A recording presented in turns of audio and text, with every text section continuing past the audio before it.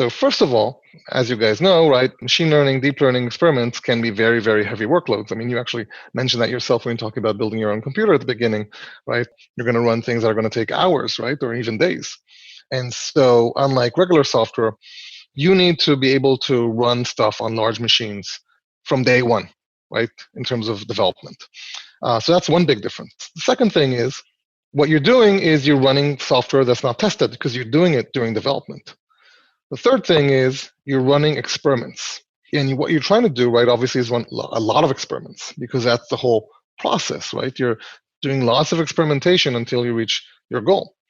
And so with experiments, you're basically running pieces of code that are slightly different from each other. And that's a different thing than running the same piece of code, right, on lots of machines. And so basically, this is a very different problem. How do I, as a data science team, manage my workloads on clusters of machines?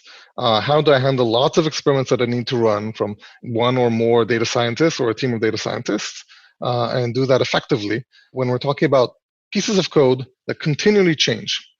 How do I actually take the environment that I built? Because in AI, again, the piece of code that you're running actually is much more complex on one dimension than a regular software, because really it's an amalgamation of the model, right? The neural network, for example, right? The code that wraps it with the data.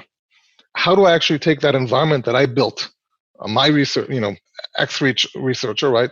And the model that she built, and then run it on a remote machine that has a different environment? And so all of these are different challenges, and this is the challenges that we attempt to solve, and this is what we call MLOps.